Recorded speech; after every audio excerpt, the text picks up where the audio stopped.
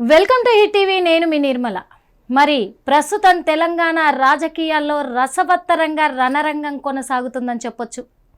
ఎందుకంటే మరి మొన్నటి వరకు కాంగ్రెస్ వర్సెస్ బీఆర్ఎస్ రెండింటికి కూడా ఏమంటారు, రెండింటి మధ్య పచ్చగడ్డేస్తే బగ్గుమన్నట్టుగా కూడా మరి మొన్నటి వరకు చాలా రసవత్తరంగా రణరంగం కొనసాగింది. మాటల యుద్ధంతో పోటాపోటీగా నడిపించుకున్నారు రాజకీయ నాయకులు అని చెప్పొచ్చు.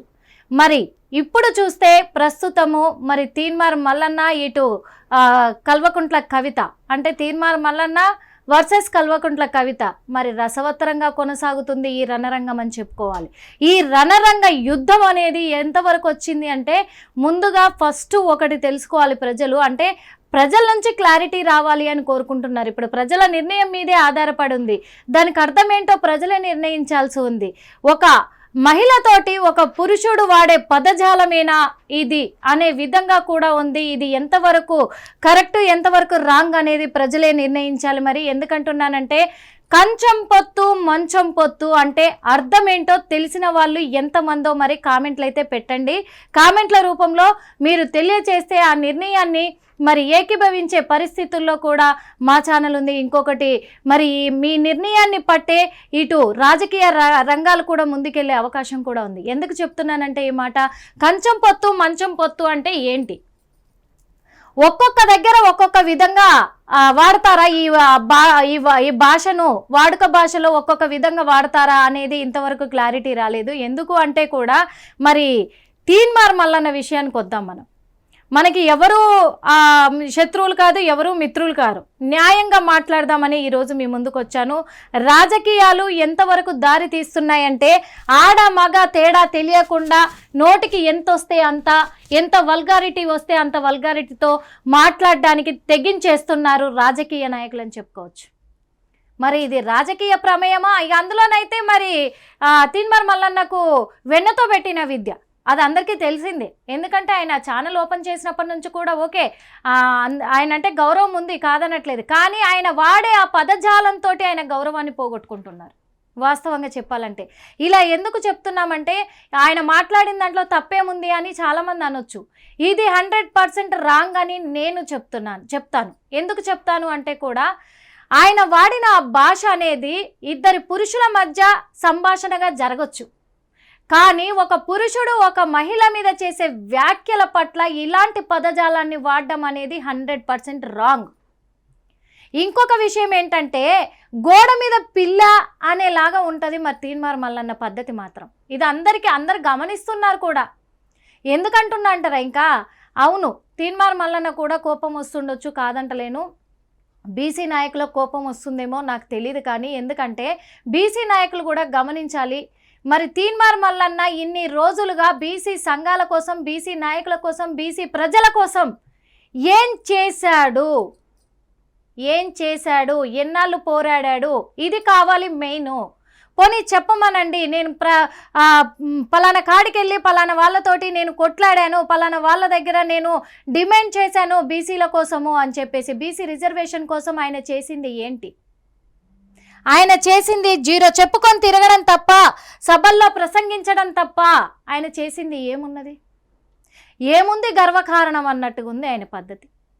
ఇంకొకటి, ఆయనకు అంటే నేను చెప్పొచ్చో చెప్పకూడదో తెలియదు కానీ చింతపండు నవీన్ అనేది ఉంది. చింతపండు నవీన్ ఆలియాస్ తీన్మార్ మల్లన్న. మరి చింతపండు అంటే ఒక జిగురు, ఓకే? ఆ జిగురు కాస్త ఒగరుగా మారకుండా చూసుకోమనేదే చెప్పేది.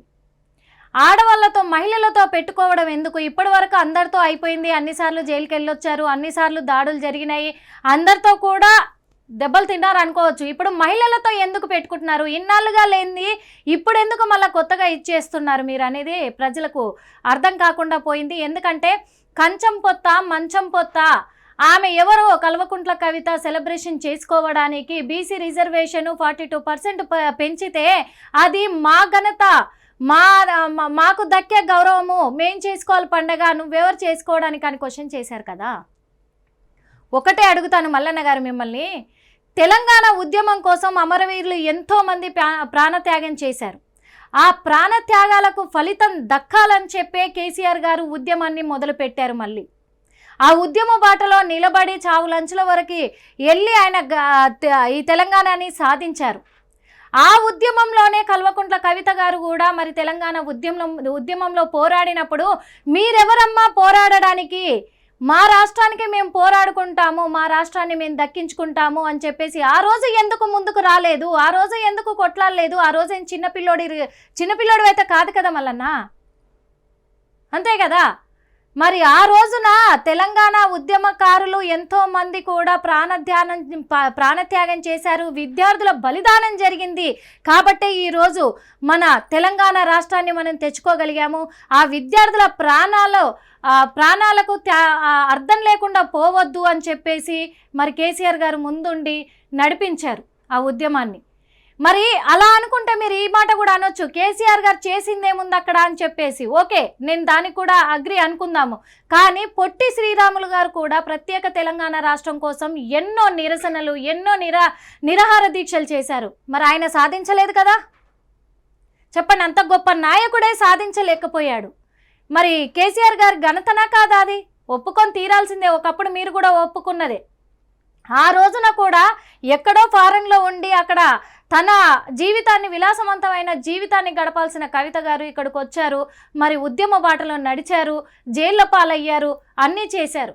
ఇకపోతే లిక్కర్ స్కామ్ది తర్వాత ఇంకొక ఎపిసోడ్లో చేస్తాను, నేను ఖచ్చితంగా చేస్తాను. చాలామంది మాట్లాడుతున్నారు లిక్కర్ దందాలో ఎట్లాగో సంపాదించుకున్నారు కదా, అదంతా ఖర్చు పెడుతున్నారు, అక్కడ జైలుకి వెళ్ళొచ్చారు కదా, ఇప్పుడు నయీం లాగా మారారు అని చెప్పేసి. లేడీ నయీం అని.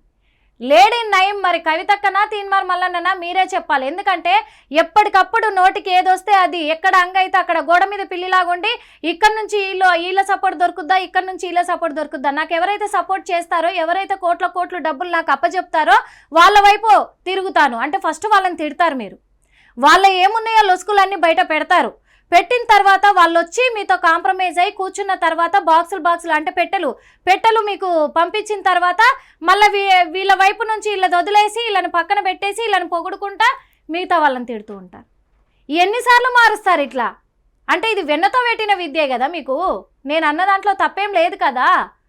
మరి అలాంటిది తెలంగాణ ఉద్యమం కోసం పోరాడి ప్రత్యేక తెలంగాణ రాష్ట్రం కావాలని ఎన్నో నిరసనలు వ్యక్తం చేసిన మరి కవిత గారు ఈ రోజున బీసీ రిజర్వేషన్ కోసం నువ్వెవరు అడగడానికి, నీకేం సంబంధం ఉంది అని అంటున్నారు కదా. మరి ఆ రోజున కూడా ఇదే క్వశ్చన్ చేయొచ్చు కదా. ఈ రోజున కూడా అదే కదా తను చేసింది. తెలంగాణ ఉద్యమం, తెలంగాణ రాష్ట్రం నాది అనుకొని, నా ప్రజలు అనుకొని ఆమె ముందుండి చేశారు. ఇప్పుడు బీసీల కోసం కూడా నేను పోరాడడానికి ఒక నాయకురాలుగా నేను ముందుంటాను అని, నాయకురాలుగానే ప్రజల పక్షాన ఉంటాను అని చెప్పేసి పోరాడడం జరిగింది. అలాంటప్పుడు దానికి రిజర్వేషన్కి మరి ముఖ్యమంత్రి గారు ఒప్పుకున్నప్పుడు ఎవరైనా సెలబ్రేషన్ చేసుకోవచ్చు. ఇది అంటే మా బీసీలో మాత్రమే సెలబ్రేషన్ చేసుకుంటామంటారా? అంటే ఇక్కడ కులాన్ని మీరే ఎత్తి పొడిచి మరీ ప్రతి ఒక్క కులం ఉందని చెప్తున్నారు. మీరే ప్రత్యేకంగా దానికి పేరు పెడుతున్నారు.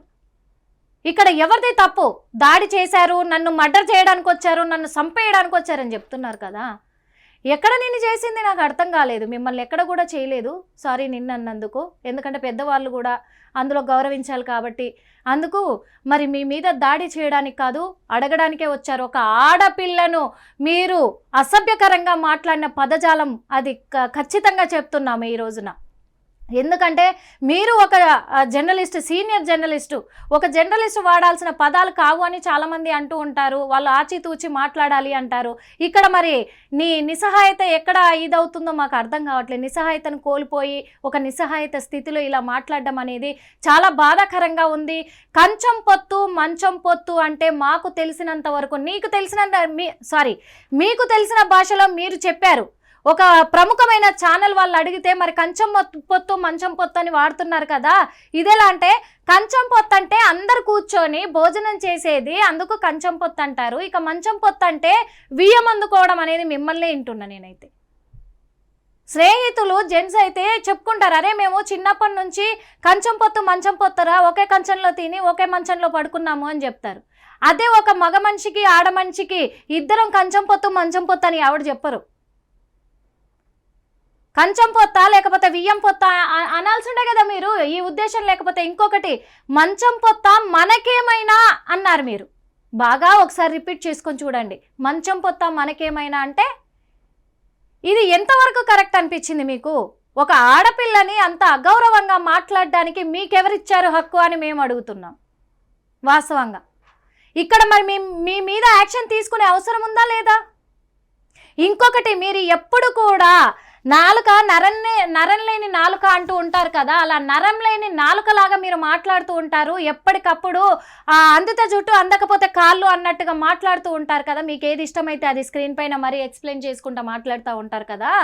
మరి అలాంటప్పుడు ఇప్పుడు కూడా జాగృతి వాళ్ళు మీ ఆఫీస్ దగ్గరకు వచ్చి మిమ్మల్ని అడుగుదామని వచ్చి అక్కడ నిరసనలు తెలుపుదామని వస్తే మరి ఇంకేం భాషలు వాడారో అక్కడ ఎవరికి తెలుసు? ఆ భాషలకు కూడా వీళ్ళ భావోద్వేగాలు ఆపుకోలేక వచ్చుంటారు కదా. అది కూడా మరి లెక్కలోకి తీసుకోవాలి కదా. అదెందుకు లెక్కలోకి తీసుకోలేదు మల్లన్న? అంటే ఇక్కడ రెండు వైపులా తప్పుంటేనే జరుగుతుంది అంటారు, ఒకే చోట కాదు. మీరు నా పైన మర్డర్ చేయడానికి వచ్చారు అని చెప్పేసి, చేయించారు అని చెప్పేసి ఈరోజు వెళ్ళి కేసు పెట్టారు కదా నిన్న వెళ్ళి. మరి మీరు మాట్లాడిన ఆ మాటకి ఎక్కడైనా సరే ప్రాణం పోయినా పర్వాలేదు, మానం మాత్రం పోకూడదు అని కోరుకుంటారు ప్రతి ఒక్క ఆడపిల్ల. ఆత్మ గౌరవమే అది, ఆడపిల్ల ప్రాణమే అది. అలాంటప్పుడు ఆ మానాన్ని అవమానించే విధంగా మీరు మాట్లాడితే మీకు ఎలాంటి శిక్ష పడాలి? మీ మీద ఎన్ని కేసులు పెట్టాలి? ఈ రోజున మహిళా సంఘాలన్నీ కూడా ఆలోచించాలి. మహిళా సంఘాలల్లో అందరూ కూడా ఆలోచించాల్సిన విషయం ఇది వాస్తవంగా. ఎందుకంటే కేవలం నేను కవితకేదో ఆమెకు పొత్తుగా నేను మాట్లాడట్లేదు. ఆడపిల్లలను అగౌరవపరిచేలాగా ఉన్నాయి ఆ మాటలు కాబట్టే మాట్లాడుతున్నాను ఈ రోజున. ఆ ప్లేస్లో ఒక ఆడపిల్ల ఒక మగపిల్లాడితోటి మాట్లాడినా, అంటే ఒక మహిళ పురుషుడితో మాట్లాడినా కానీ ఈ రోజున ఇదే మాట్లాడేదాన్ని. అది ఎంతవరకు కరెక్ట్ అని మరి మహిళలందరూ కూడా దీని మీద మేల్కోవాల్సిన అవసరం అయితే ఖచ్చితంగా ఉంది. వాళ్ళు మేల్కొని కూడా దీని మీద తగిన చర్యలు తీసుకోవాలి ఖచ్చితంగా అని కూడా నేను ఖచ్చితంగా మాట్లాడుతున్నా. ఇక్కడ ఎందుకు మాట్లాడుతున్నా అంటే కూడా మీకు చూపిస్తాను. మీకు చూపించిన తర్వాత అర్థమవుతుంది. ఇప్పుడు సరే ఆమె చేసిన దాంట్లో న్యాయం లేదు అన్నారు కదా, మరి మల్లన్న ఇక్కడ ఆయన చేసింది ఏముందో కూడా చెప్పాలి. ఎందుకంటే ఖచ్చితంగా ప్రజలు తెలుసుకోవాలి. బీసీల కోసము, బీసీ రిజర్వేషన్ కోసము మరి మల్లన్న ఏం చేశాడో ప్రజలకి వివరించాల్సిన అవసరం అయితే ఖచ్చితంగా ఉంది. ఇంకొక విషయం కూడా మల్లన్న మీకు ఒకటి గుర్తు చేద్దాం అనుకుంటున్నా ఈ సందర్భంగా. మరి తెలంగాణ ఉద్యమం కోసము కల్వకుంట్ల కవిత గారు అంతగా శ్రమించి ఆమె పోరాడుతూ ఉద్యమ బాటలో నడుస్తూ ఉంటే, రాత్రనక పగలనక ఆమె నడుస్తూ ఉంటే అప్పుడు బతిన్లాడి వెళ్ళి ఒక ఇంటర్వ్యూ కావాలని అడిగి ఆమెతో ఇంటర్వ్యూ చేస్తూ కవిత గారు ఎంతో గొప్ప పని చేస్తున్నారు, కేసీఆర్ గారు చాలా కష్టపడుతున్నారు, చాలా ఉద్యమిస్తున్నారు, కేటీఆర్ గారు కష్టపడ్డారు అని చెప్పేసి పొగడ్తల వర్షం కురిపించారు కదా. ఇప్పుడు ఏమైంది మరి ఆ పొగడ్తల వర్షం? ఇప్పుడు కనిపించట్లేదా? ఇంకొక విషయం ఏంటంటే మీ కాంగ్రెస్ ప్రభుత్వమే మిమ్మల్ని సస్పెండ్ చేసింది కదండి. సీఎం గారిని కూడా నోటికొచ్చినట్టు అడ్డు లేకుండా మాట్లాడితే ఇమ్మీడియట్గా సస్పెండ్ చేసి పక్కన కూర్చోబెట్టారు పదవి నుంచి. మళ్ళీ ఇప్పుడు సీఎం గారు మరి ఏమైనా నోట్ల కట్టలు గిట్ల ఏమన్నా అందించారా? అందుకేనా మళ్ళీ మాది అని చెప్పేసి అంటున్నారు. మా గొప్ప మా ఘనత మీదేముంది అని చెప్పేసి మళ్ళీ ఇప్పుడు కొంచెం జాగృతి తరఫు నుంచి కవిత గారు హైలైట్ అవుతున్నారు, పబ్లిక్ అయిపోతున్నారు, నన్ను ప్రజలు మర్చిపోతున్నారు, నన్ను ఎవరు హైలైట్ చేయట్లేదని ఏమన్నా ఇందులో మళ్ళీ ఒక రాయేస్తున్నారా? అంటే ఓపెన్గా ఇదే అనిపిస్తుంది కదా. అప్పుడు మీరేం పోయిడారో కూడా చూపిస్తాను నేను.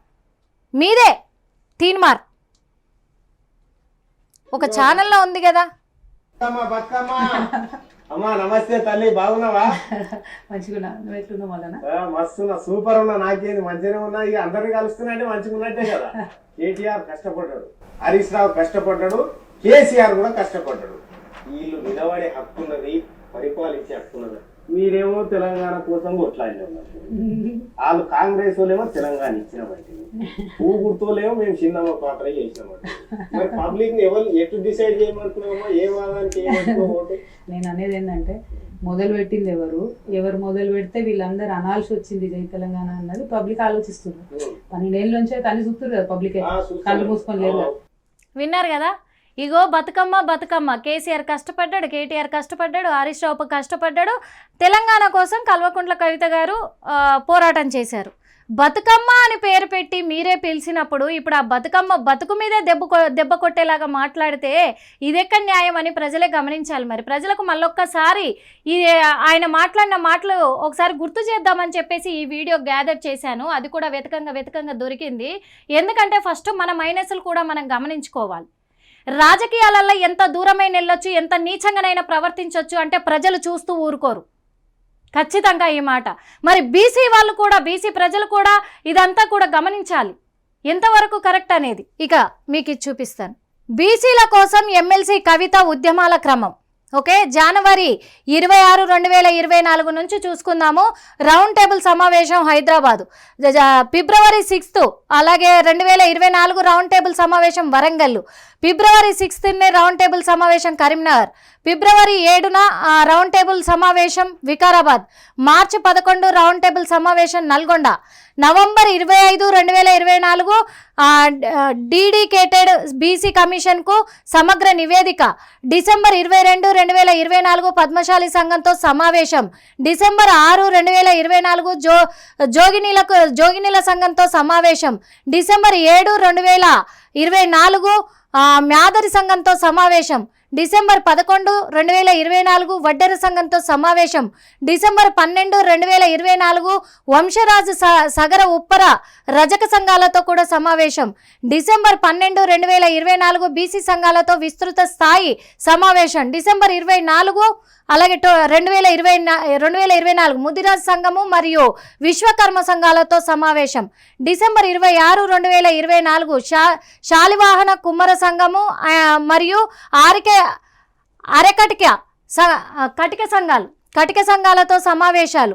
డిసెంబర్ 26, 2024 బీసీ సంఘాలతో ఉద్యమ కార్యాచరణపై సమావేశం.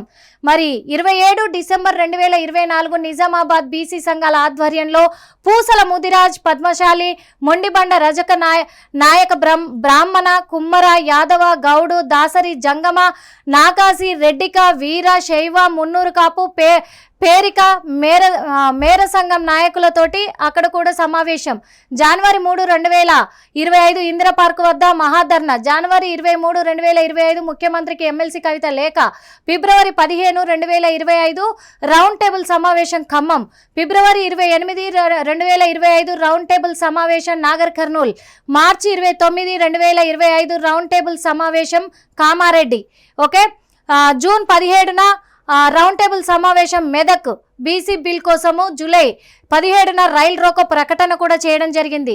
జూన్ 22, 2025 రైల్ రోకోకు జాతీయ బీసీ సంఘం అధ్యక్షులు ఆర్ కృష్ణయ్య గారి మద్దతు కొరకు సమావేశం కోరుతూ కూడా. ఓకే, మరి ఏప్రిల్ 11 అండ్ 24 జూన్ తేదీలలో సిపిఎం రాష్ట్ర కార్యాలయంకు కవిత మద్దతు కోరుతూ వినతి.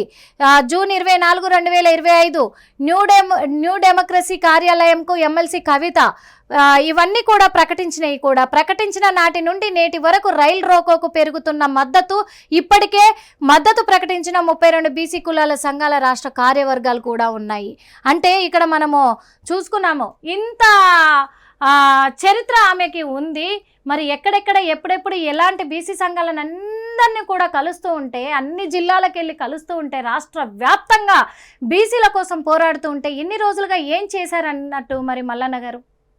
తీన్మార్ మల్లన్న ఇన్ని రోజులు ఏం చేసిర్రు? తడిగుడ్డ వేసుకొని ఇంట్లో కూర్చున్నారా? అంత అయిపోయినాక నాదే పేరు పెత్తనం నాదే, బీసీ సంఘాల కోసం పార్టీ పెడతానని చెప్పేసి నేను అప్పుడు ఘనత పొందుతాను అనుకుంటే, ఇక్కడ బీసీ సంఘాలు ఎవరు కూడా మీ పార్టీని ఆహ్వానించే పరిస్థితుల్లో కానీ మీకు మద్దతు పలికే పరిస్థితుల్లో అసలే లేరు మల్లన్న గారు. మీరు తెలుసుకోవాలి ఈ విషయం. మరి ఇన్ని తీర్ల తిరుగుతూ ఉంటే, ఇన్ని సమావేశాలు చేస్తూ ఉంటే, ఇన్ని ధర్నాలు చేస్తూ ఉంటే ఏ రోజు కూడా అడ్డుకోవడానికి ఎందుకు ప్రయత్నించలేదు? ఏ రోజు కూడా మా బీసీ సంఘాలను చూసుకోవడానికి మేమున్నాము, మా బీసీ సంఘాల కోసం హక్కుల కోసం పోరాడడానికి మేమున్నాము అని చెప్పేసి మీరు రావద్దు అని ఏ రోజు కూడా ఎందుకు మాట్లాడడానికి రాలేదు? ఎందుకు కూడా అడ్డుకోవడానికి రాలేదు? ఆ రోజు ధైర్యం సరిపోలేదా? పంచపక్ష పరమాన్నం మొత్తం కూడా రెడీగా విస్తరాకులో వడ్డించి పెట్టిన తర్వాత అది నాది అని తినేయడానికి సిద్ధంగా ఉంటే బీసీ ప్రజలు కానీ అలాగే రాష్ట్ర ప్రజలు కానీ చూసుకుంటూ ఊరుకొని మల్లన్నను గద్దెక్కించి శాల్వా కప్పి సన్మానం చేస్తారనుకున్నారా ఏంటి? లేదు కదా. మరి అలాంటప్పుడు ఎందుకు ఇలాంటి రాజకీయాలు వెనకాల ఉండి ఎవరు నడిపిస్తున్నారు అనేది కూడా తెలుసుకోవాల్సిన అవసరం ఖచ్చితంగా ఉంది. ఖచ్చితంగా తెలుసుకోవాల్సిందే. ఎందుకంటే మా ఆఫీస్లో ఇంత గొడవ చేశారు, నా ఆఫీస్ మీద దాడి చేశారు, ధ్వంసం చేశారు, ఇవి చేశారు, అవి చేశారు, దొంగలు. ఒక ఛానల్ వాళ్ళు మిమ్మల్ని ఇంటర్వ్యూ చేస్తుంటే చెప్పారు కదా, ఆమె లేడీ నయీం ఆమె అని చెప్పారు. లేడీ నయీం మరి ఆమెనా మీరా? ఇప్పుడు కవిత గారా మీరా? వెన్నుపోటు పొడుస్తున్నారని కూడా చెప్పొచ్చు. వెన్నుపోటుదారుడు తీన్మార్ మల్లన్న అని చెప్పొచ్చు. చింతపండు నవీన్ ఏమో కానీ వెన్నుపోటుదారుడు తీన్మార్ మల్లన్న. వెన్నుపోటు అనేది నీకు కరెక్ట్గా సరిపోతుందన్నా. ఎందుకంటే ఇక్కడ మీరు ఎప్పుడు ఏ భాష ఏ పదజాలం వాడుతున్నారో మీకు తెలియట్లేదు, ఏ పార్టీకి ఎప్పుడు మీరు ఉంటున్నారో తెలియట్లేదు. ఏమంటారు అందుకే అన్న గోడ మీద పిల్లి అని. కరెక్ట్గా ఇటైతే ఇటు, ఇటైతే ఇటు. మీకు ఎవరైతే సామరస్యంగా మీరు చేస్తున్న డిమాండ్లకు ఒప్పుకోరో వాళ్ళ మీద ఎన్నైనా విమర్శలు చేస్తారు, కురిపిస్తారు. ఇదే కదా మీకు మీరు నేర్చుకున్న పాఠము. మీ పాఠం ప్రకారం మీరు పోవాలంటే మీ హద్దుల్లో ఉండి మీరు నడవండి. హద్దులు దాటి అతిమీరి మాట్లాడిర్రు అని అంటే మాత్రము ప్రజలు చూస్తూ ఊరుకోరు. అందులో మరి అలాగే జాగృతి కార్యకర్తలంతా కూడా ఒక ఆడపిల్లను మాట్లాడిన మాటలు ఈ కరెక్ట్ కాదు అని చెప్పేసి కూడా అక్కడికి వెళ్ళడం జరిగింది. అక్కడ నిరసనలు వ్యక్తం చేసే తరుణంలోనే మళ్ళీ దుర్భాషలతోటి కూడా పదజాలం వాడడంతో వాళ్ళు ఆగ్రహించి కొంచెము దాడి చేసిన మాట వాస్తవమే. కానీ గాల్లో వాళ్ళు ఫైర్ జరిపించారు. అలాగే మరి ఇక్కడ జాగృతి కార్యకర్త మీద కూడా ఫైర్ జరిపించడం జరిగింది. ఆ రక్తపు మడుగులన్నీ మనం చూసాం. వాళ్ళు ఏమన్నా కోసుకున్నారా? కత్తులు మారణాయుధాలతో వచ్చారు అని చెప్పారు. మరి మారణాయుధాలతో వస్తే మీ అనుచరులకు కూడా, మీ సభ్యులకు కూడా, మీకు సపోర్ట్ చేసి అక్కడ ఉన్న వాళ్ళందరికీ కూడా ఎవరికొకరికి దెబ్బలు తగలాలి కదా? లేదు కదా? మరి జాగృతి కార్యకర్తకి ఎందుకు బుల్లెట్లు దిగలేదు? గాల్లో కాల్పులు కాల్చారంటే వాళ్ళు ఏమైనా గన్నులు ఎంట పెట్టుకొచ్చుకొని కాల్చుకున్నారా? లేదు కదా? అబద్ధం ఆడినా అతికినట్టు ఉండాలి, సాక్ష్యాలు కనబడాలి. లేవు కదా? అక్కడ సాక్ష్యాలు ఖచ్చితంగా కనబడుతున్నాయి. కాల్చినట్టుగా అక్కడ గాల్లో ఎగరేసింది చూపిస్తున్నావు మీ వీడియోలో. మరి ఇక్కడ తనని కాల్చింది చూపించారా? అవి కూడా చూపించాలి కదా. నన్ను కొట్టలేదు అని ఫస్ట్ అన్నారు, నన్ను కొట్టారు, నన్ను చంపడానికి ట్రై చేశారని మళ్ళీ అన్నారు. హాస్పిటల్కి వెళ్ళారు, అక్కడ ఆసుపత్రిలో కూడా చికిత్స తీసుకున్నారు, కట్లు కట్టించుకున్నారు, అన్నీ చేశారు. ఇది ఎంతవరకు కరెక్ట్, ఎంతవరకు న్యాయం? అంటే ఆడవాళ్లకు రాజకీయ ప్రవేశం లేదు అంటున్నారు మీరు, అంతేనా? ఆడవాళ్ళకి ఇప్పుడు ఇంకొకటి, ఒక బీసీ నాయకురాలుగానే సీతక్క గారు ఉన్నారు. మరి సీతక్క గారు ఎందుకో పోరాడట్లేదు, బిల్లులు పాస్ చేయించట్లేదు. ఇప్పుడు ఏమైనా అంటే తను కూడా అంటారేమో నేనే పాస్ చేయించానని. కొండ సురేఖ గారు అంటారేమో నేనే పాస్ చేయించాను రేవంత్ అన్నకు చెప్పి అని చెప్పేసి. మరి అసలైతే మెయిన్గా సర్పంచ్ ఎలక్షన్స్ ఇప్పటి వరకు జరిపించకపోవడం అనేది మన రాష్ట్ర దౌర్భాగ్యము. ఇంకా ముఖ్యంగా చెప్పాలంటే ప్రజలు అదే మొత్తుకుంటున్నారు. మరి ఒకవేళ బీసీల రిజర్వేషన్ పెంచే ఉద్దేశమే నిజంగా సీఎం గారికి ఉంటే ఈ పార్టీకి ఎప్పుడో పెంచి అప్పుడే సర్పంచ్ ఎలక్షన్స్ అమలు చేసేవాళ్ళు కదా. ఈ లాజిక్లు తెలియట్లేదా? అందుకే మరి ఉమెన్స్ కమిషనర్ దగ్గర కూడా మరి కవిత గారు తీన్మార్ మల్లన్న పైన కేసు పెట్టడం జరిగింది. ఇటు తీన్మార్ మల్లన్ననేమో మేడ్పల్లి పోలీస్ స్టేషన్లో కేసు పెట్టడం జరిగింది. నన్ను నన్ను చంపడానికి ప్రయత్నించారు అని చెప్పేసి. మరి ఏం జరగబోతుంది రెండు వర్గాల మధ్య అనేది కూడా మనం వేచి చూడాల్సిన అవసరం అయితే ఉంది. ఇది ఇప్పటి వరకు ఉన్న సమాచారం. హిట్ టీవీ యాప్, ఇందులో short news, live news, entertainment shows, movies, digital magazines తో పాటు మీ జిల్లా వార్తలను కూడా ఫ్రీగా చూడొచ్చు. ఇంకెందుకు ఆలస్యం, వెంటనే హిట్ టీవీ యాప్ ని డౌన్లోడ్ చేసుకుని ఫ్రీగా ఎంటర్టైన్మెంట్ పొందండి. Hit TV app. Hit TV app. Please download hit TV app. Hit TV app ని ఫ్రీగా డౌన్లోడ్ చేసుకుని ఎంజాయ్ చేయండి. మీకు నచ్చిన ఎంటర్టైన్మెంట్ కోసం హిట్ టీవీ యాప్ ని ఫ్రీగా డౌన్లోడ్ చేసుకుని ఎంజాయ్ చేయండి. హిట్ టీవీ యాప్ ని డౌన్లోడ్ చేసుకుని ఆస్వాదించండి, ఆశీర్వదించండి. ఇంతమంది సెలబ్రిటీలు హిట్ టీవీ యాప్ ని డౌన్లోడ్ చేసుకోండి అని చెప్తున్నారంటే ఎంత మంచి యాప్ ఆలోచించండి. అమెరికా అమెరికా అమెరికా అమెరికాలో చదవాలనుకునే వాళ్ళకి విశ్వసనీయమైన పేరు మన శౌర్య కన్సల్టెన్సీ. UK లో 1 year masters. UK లో 1 year masters. 2 years work permit up to 5 years visa. Contact Shaurya Consultancy. Contact 89851 89851.